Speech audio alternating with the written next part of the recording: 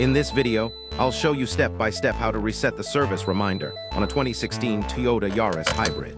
Turn the ignition to the second position. Using the ODO trip button on the instrument cluster, scroll until you reach total mileage, also called ODO.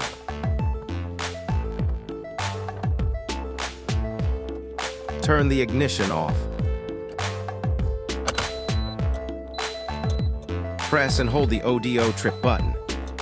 Then turn the ignition back to the second position. Wait about 10 seconds until the ODO display stops flashing on the dashboard.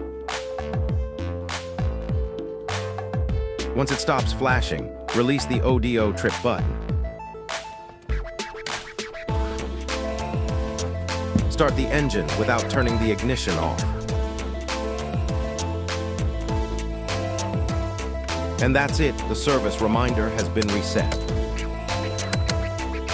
Thanks for watching and see you in the next video.